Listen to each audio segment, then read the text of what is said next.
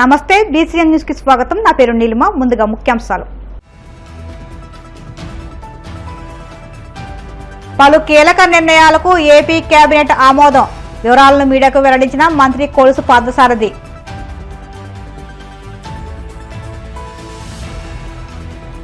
YCP మేనిఫెస్టోపై ఆ party నేతలు చర్చకు రావాలి. టీడీపీ ఎమ్మెల్యే గంటా శ్రీనివాసరావు సవాల్.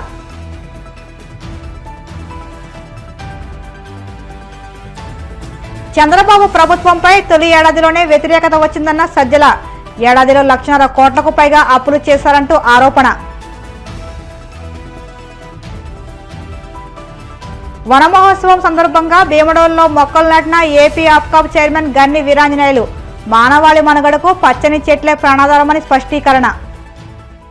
ముఖ్యమంత్రి చంద్రబాబు అధ్యక్షతన ఏపీ సచివాలయంలో కేబినెట్ బుధవారం సమావేశమైంది. ఈ భేటీలో తీసుకున్న పలు కీలక నిర్ణయాలను మంత్రి పార్థసారథి మీడియా సమావేశంలో వివరించారు. శ్రీకాకుళం జిల్లాలోని ఉద్దానం, చిత్తూరు జిల్లాలోని కుప్పంలో ఎన్టీఆర్ సుజల పథకం కింద నీటి శుద్ధి చేసే ప్లాంట్లకు వయోబిలిటీ ఫండ్ ఇవ్వాలని నిర్ణయించారు. ఈ క్రమంలో ఉద్దానంకు 5.75 కోట్లు, కుప్పంకు 8.22 కోట్లు కేటాయించనున్నారు. ఉద్దానం, కుప్పంలో ప్రజలకు ₹2కే 20 లీటర్ల తాగునీరు సరఫరా చేయాలని నిర్ణయం తీసుకుంది. వన్ టైం సెటిల్మెంట్ కింద వయోబిలిటీ ఫండ్ ఇవ్వాలని కేబినెట్ నిర్ణయించింది. 2025 ఫిబ్రవరి 1వ తేదీ నాటికి యావజ్జీవ శిక్ష పడిన 17 మంది ఖైదీలకు క్షమాభిక్ష పెట్టి విడుదల చేయాలని నిర్ణయించింది. సత్ప్రవర్తన కలిగినందున 17 మంది యావజ్జీవ ఖైదీలకు క్షమాభిక్ష ప్రసాదించాలని నిర్ణయం తీసుకుంది. ఏపీఎస్పీలో 248 మంది కానిస్టేబుళ్లకు, హెడ్ కానిస్టేబుల్కు పదోన్నతి కల్పిస్తూ నిర్ణయం తీసుకుంది. ఈ 25 మంత్రివర్గ సమావేశాల్లో రాష్ట్ర ప్రగతికి దిశానిర్దేశం చేస్తూ రాష్ట్ర అభివృద్ధికి, రాష్ట్రంలో పేద ప్రజల సంక్షేమానికి అనేక కార్యక్రమాలు తీసుకొచ్చిన ముఖ్యమంత్రి గారికి, అనేక సాహసోపేత నిర్ణయాలు తీసుకున్న ముఖ్యమంత్రి గారికి ప్రత్యేకంగా మంత్రి మండలి సభ్యులందరూ కూడా అభినందనలు తెలపడం జరిగింది. అదేవిధంగా ఉప ముఖ్యమంత్రి గారికి, మా ప్రీతమ యువనేత లోకేష్ గారికి అందరం కూడా ఈ సక్సెస్ఫుల్ 1 year గవర్నెన్స్ కి అభినందనలు తెలియజేయడం జరిగిందని చెప్పేసి మనం చేస్తాను. మరి ఈరోజు జరిగిన మంత్రివర్గ సమావేశంలో ముఖ్యంగా ఎన్టీఆర్ సుజల పథకం కింద శ్రీకాకుళం ఉద్దాన ప్రాంతానికి ఈ శుద్ధి చేసిన త్రాగునీటిని, మినరల్ వాటర్ని సప్లై చేసే కార్యక్రమం ఏదైతే ఉందో ఆ ప్లాంట్ నిర్వహణలో వచ్చిన నష్టానికి వైబిలిటీ గ్యాప్ ఫండింగ్ కింద 575.75 లక్షలు ఉద్దానం ప్రాంతానికి, అదేవిధంగా దాదాపు 822.86 లక్షల వైబిలిటీ గ్యాప్ ఫండింగ్ కుప్పంలో చేసిన ఈ మినరల్ వాటర్ ప్లాంట్స్ కి వైబిలిటీ గ్యాప్ ఫండింగ్ గా ఇవ్వటం జరిగింది. దీన్ని ఎస్టిమేట్ చేయడానికి ఏం చేసామంటే తర్వాత O&M కింద ఎంత ఖర్చు అవుతుందని చెప్పేసి ఓపెన్ టెండర్స్ పిలిస్తే వాళ్ళు దీనికంటే కూడా చాలా ఎక్కువగా దాదాపు దీనికి డబల్ కాస్ట్ కోట్ చేశారు. సో కాబట్టి వాళ్ళు అడిగింది రీజనబుల్గానే ఉంది. కాబట్టి వన్ టైం సెటిల్మెంట్ కింద ఈ వైబిలిటీ గ్యాప్ ఫండ్ ఇవ్వడానికి నిర్ణయం తీసుకుంటాం జరిగిందని చెప్పేసి మనం చేస్తాం.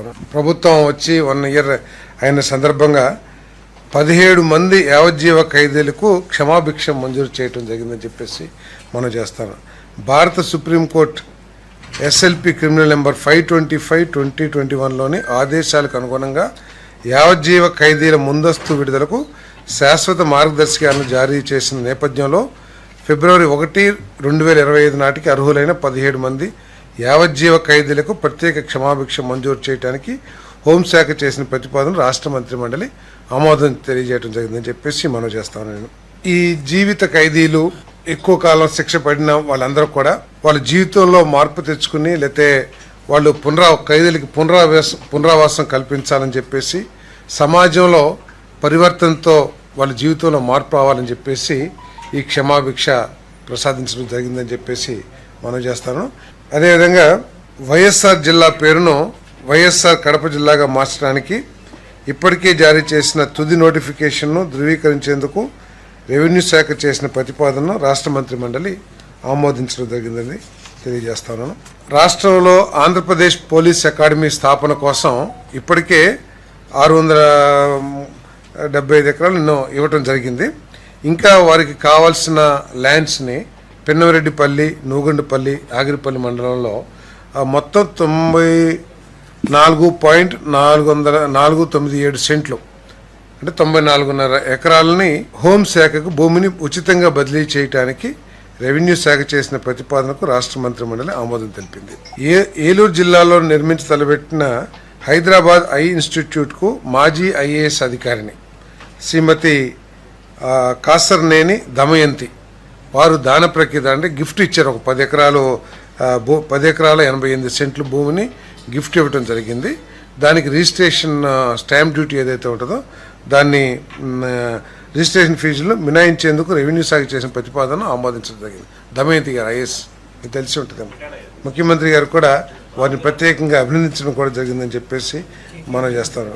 తర్వాత కార్మిక రంగ సంస్కరణలో భాగంగా పారిశ్రామిక సంస్థలపై విధి విధానాల కూర్పు భారాన్ని తగ్గించేందుకై పరిశ్రమల చట్టం 1948లోనే 54, 55, 56, 59, 64, 65, 66 సెక్షన్లో కొన్ని నిబంధనలను ఆంధ్రప్రదేశ్ పరిశ్రమల సవరణ బిల్లు 2025 ద్వారా సవరించేందుకు కార్మిక ఫ్యాక్టరీలు, బాయిలర్లు మరియు బీమా వైద్య సేవల శాఖ చేసిన ప్రతిపాదనకు రాష్ట్ర మంత్రి మండలి ఆమోదం తెలిపిందని చెప్పేసి మనం చేస్తా ఉన్నాను. వైసీపీ మేనిఫెస్టోపై ఆ పార్టీ నేతలు చర్చకు సిద్ధమని టీడీపీ ఎమ్మెల్యే గంటా శ్రీనివాసరావు సవాల్ విసిరారు.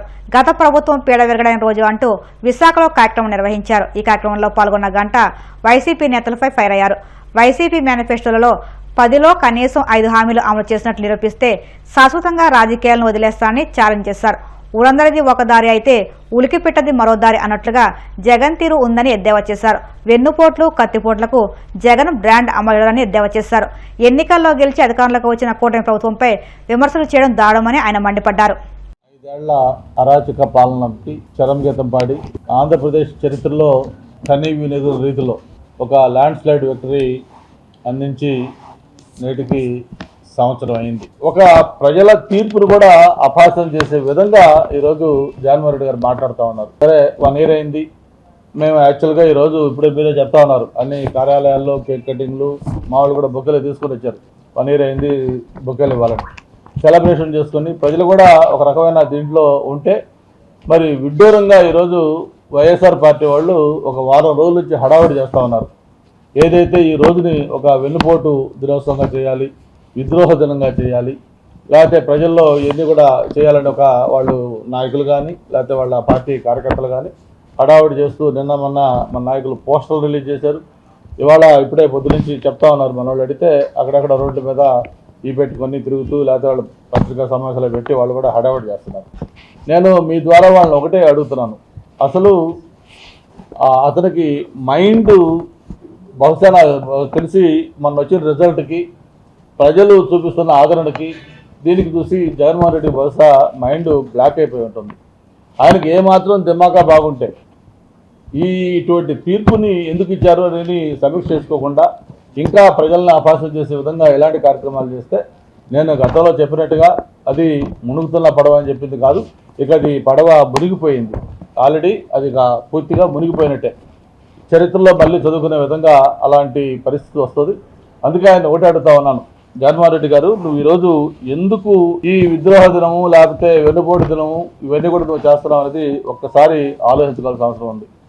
అసలు అటువంటి ఏదైనా బాబాయ్ హత్య విషయంలో కానీ లేకపోతే ప్రజలకు ఇచ్చిన హామీలు వెన్నుపోటు పడటంలో కానీ దానికి బ్రాండ్ అంబాసిడర్గా ఉంది జగన్మోహన్ రెడ్డి గారు.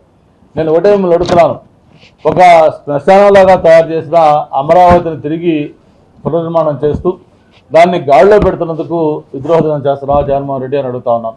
మీ మేనిఫెస్టో ఏదైతే 2019 మేనిఫెస్టోలో మీరు చెప్పారో అందులో మీరు అమలు చేశారో మేము అమలు చేశామో జర్నలిస్ట్ ఫోరం ద్వారా ఒక బహిరంగ చర్చకి మేము సిద్ధంగా ఉన్నాం.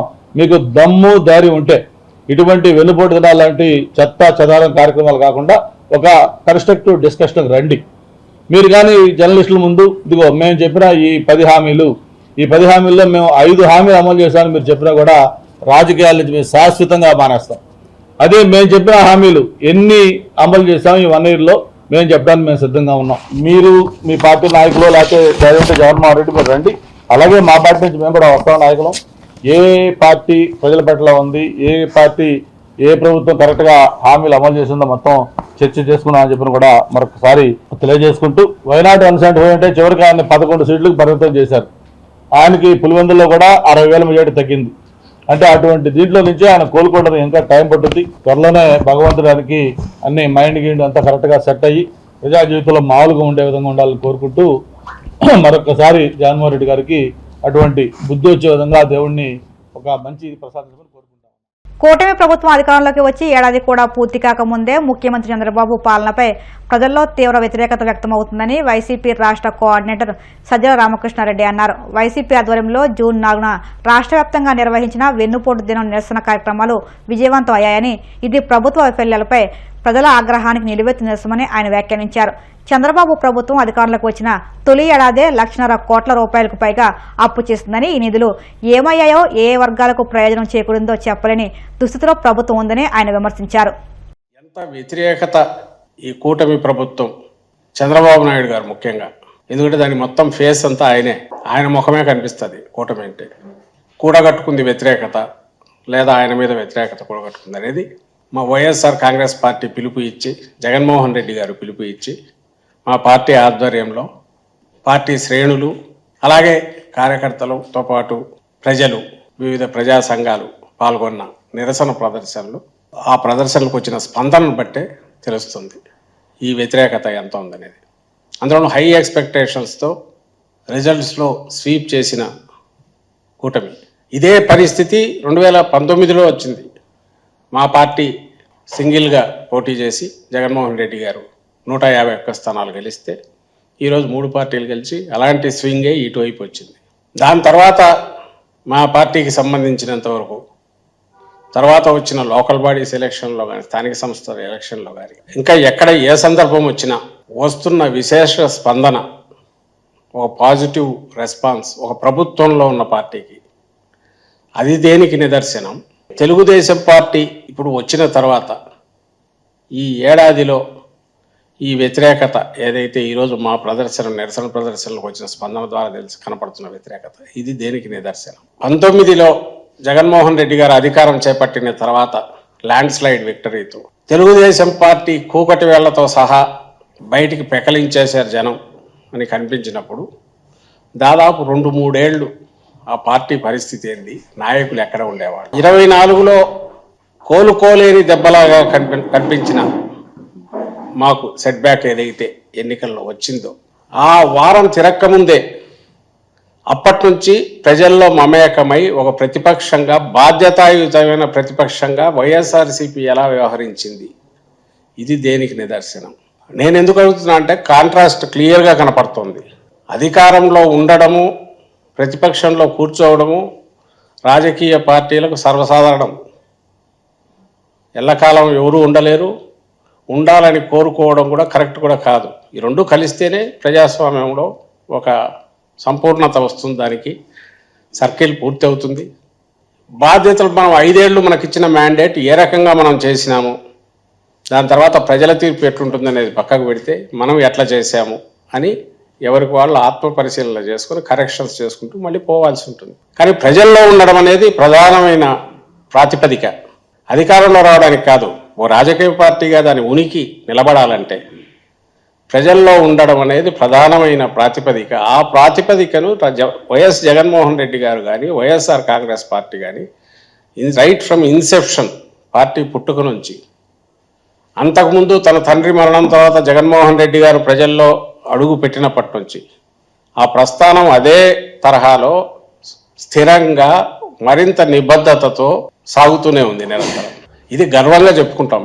24లో 5 ఏళ్లలో బహుశా చరిత్రలోనే వరుసపెట్టి రాసుకుంటే రికార్డు స్థాయిలో ఇచ్చిన హామీలను 99% పైగా అమలు చేయడమే కాకుండా, అందులో నాకు తెలిసి 97-98% ఫస్ట్ ఇయర్లోనే అమలు చేసి, వివిధ రంగాల్లో కేవలం 3 ఏళ్లలో, ఎందుకంటే 5 ఏళ్లలో 2 ఏళ్ళు కోవిడ్కి పోతే 3 ఏళ్లలో దాదాపు 10-15 ఏళ్ల ప్రగతి చూపించిన ఘనత జగన్మోహన్ రెడ్డి గారిది, వైఎస్ఆర్సీపీది.